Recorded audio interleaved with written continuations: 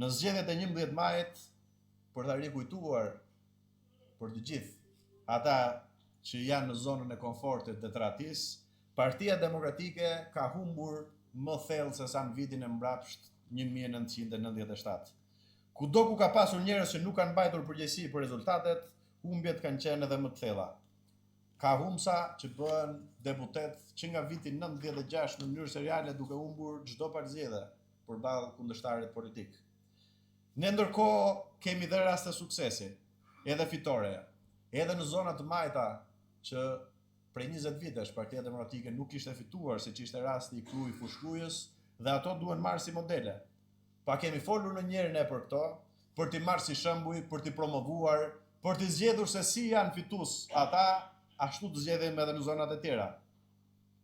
Madje kemi rënë dakord dhe kemi sankcionuar në statut që kryetari i partisë, nëse nuk arrin që partia politike të jetë forcë fituese pas zgjedhjeve të përgjithshme, nuk ka as nëse kshu, as nëse ashu, nëse kryetari i partisë nuk e bën partinë fituese, do riqet, jep dorëqen dhe jap rrugën një gare tjetër për të bërë të mundur që Partia Demokratike të jetë fituese dhe opozita të jetë fituese.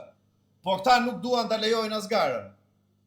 Përse isha unë për leadershipin e Partisë Demokratike hero deri para 3 muajsh dhe përse sot që them të vërteta dhe nuk pranoj të bëm pjesë e klubit të humbsave, por dua të mbroj interesin e demokratëve për ta bërë Partinë Demokratike fituese, që nga problematiku që takimet i organizon krimi. Po cili krim? Demokratët janë kriminalë që kërkojnë që Partia Demokratike të jetë fituese. Se po kërkojnë përgjegjësi, se po kërkojnë garë. Si do ngrihet kjo parti pa garë reale për leadershipin? Kush janë normat tona? Mbi cilat parime ndërtohet sot Partia Demokratike? Demokratët duan garë, duan dëshmëri dhe pa diskutim që cili do prej njerëzve që e ka vendosur në Partinë Demokratike karrierën mbi shpatullat e veta, kërkon garë të ndershme. Dhe unë të nderuar zotrinj, me qenë se para disa ditësh tha që po përdoret apo jo vetëm që nuk më keq përdor dot siç keq përdor këta të tjerët që ju jep leje tendra e pallate e kulla, as Edi Rama, as Sali Berisha, edhe as njëri tjetër.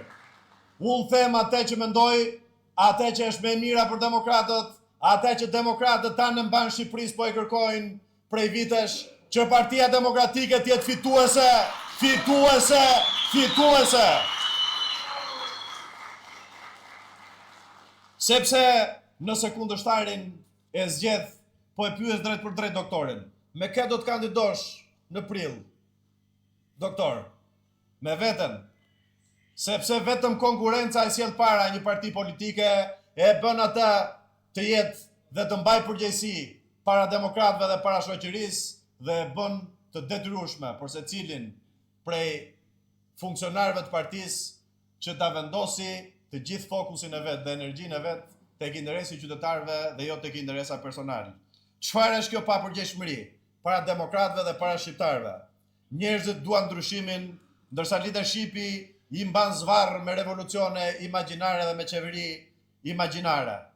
Po e them qartësisht, turpi do t'i mbulojnë histori cilin do që tallet me popullin opozitar, që e rrëzon Edi Ramën në mënyrë imagjinare çdo javë dhe pastaj thot për javën tjetër që do ta rrëzojmë këtë javë që vjen.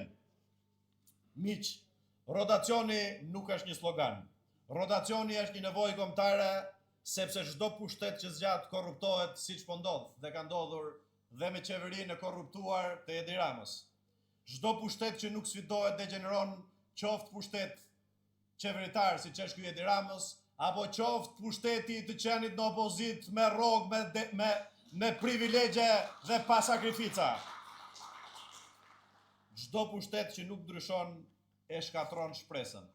Shqiptarët sot nuk kërkojnë luks, kërkojnë normalitet, kërkojnë drejtësi, kërkojnë dinjitet për të jetuar në vendin e vet. Dhe është detyra jonë historike t'ua japim këtë shans. Por le ta themi edhe një herë tjetër qartë, rotacioni nuk vjen vet. Ne si Parti Demokratike sot duhet ishim në këto salla të bashkuar bashkë me pjesët e tjera të opozitës, bashkë me pjesë tjera të shoqërisë për të prezantuar kandidatët për kryetar bashkie.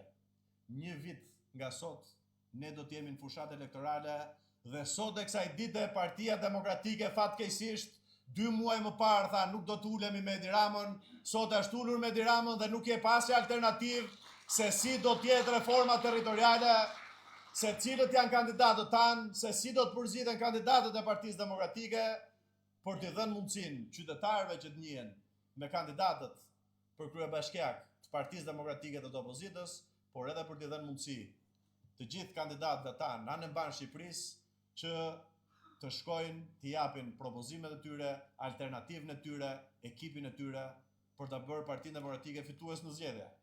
Sepse ne nuk mund të presim, të gjithë ne që po flasim, nuk mund të presim edhe një vit tjetër që pasi të humben zgjedhjet, nëse do të ndodhë që të vazhdohet pa dëgjuar, dhe pasi të humben zgjedhjet, të themi prapë të vim edhe të qajmë, themi po na e vodhi prapë. Jo, mër zotrin, jo, ne duhet bëjmë pa mundurën që të përballemi edhe me vjedhjen, të përballemi me bandat, t'i dalim për zot qytetarëve shqiptarë, t'i dalim për zot demokratëve dhe ta bëjmë Partinë Demokratike fituese në çdo cep të Shqipërisë. Sepse, të nderuar miq, nuk fitohet duke u qarë, por fitohet me besim, fitohet me moral, fitohet me rregulla brenda partijake të qarta, fitohet me njerëz që frymëzojnë. Jo me njerëz që justifikojnë humbjen, jo me njerëz që e mbajnë peng të ardhmen. Fitoria nuk arrihet me humbsa serial. Fitoria arrihet me njerëz që përfaqësojnë shpresën. Pushteti korruptuar ka frikë nga një Parti Demokratike e fortë, e hapur dhe e bashkuar.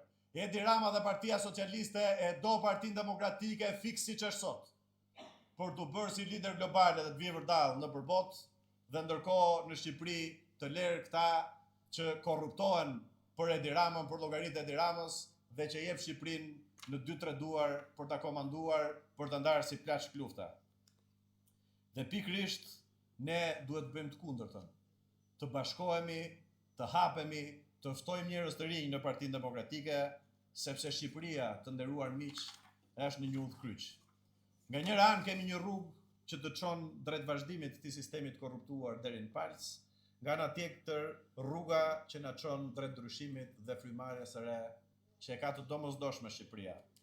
Dhe ky ndryshim pasi diskutim kalon nga ne, kalon nga Partia Demokratike, nga guximi ynë për të ndryshuar, nga guximi ynë për t'u hapur, nga guximi ynë për të vendosur meritokracinë në themel, nga guximi ynë për t'i dhënë shpresë brezit të ri, sepse vetëm një Parti Demokratike e ri për të rirë mund ta udhëheqë Shqipërinë drejt ndryshimit të shumëpritur. Vetëm një Parti Demokratike e fortë mund ta mund këtë qeveri. Vetëm një Parti Demokratike që frymëzon mund të fitojë. Sonde nga kjo sallë mesazhi është i qartë. Koha e kësaj qeverie ka mbaruar. Koha e ndryshimit ka ardhur. Koha e rotacionit ka ardhur. Koha e një brezi të ri ka ardhur. Ne nuk do të ndalemi, ne nuk do të tërhiqemi, ne nuk do të dorëzohemi. Sepse kjo nuk është thjesht një betejë politike. Kjo është një betejë për Shqipërinë, dhe këtë betejë për Shqipërinë do ta fitojmë gjithë bashkë, për Shqipërinë, për demokracinë, për të ardhmen e qytetarëve shqiptarë.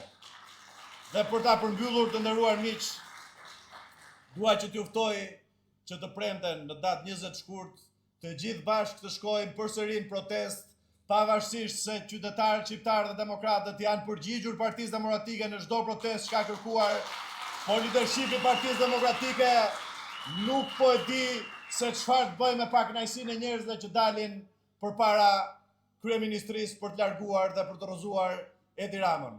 Ne kërkojmë qartësi se si do të rrëzohet Edi Rama, ne do ju ofrojmë qartësi qytetarëve shqiptarë, duke përmirësuar s'pari Partinë Demokratike dhe duke bërë një parti e cila e rrëzon këtë autokraci që nuk ka asnjë parti tjetër politike që mund t'ia dalë ta rrëzojë. Faleminderit dhe fitore.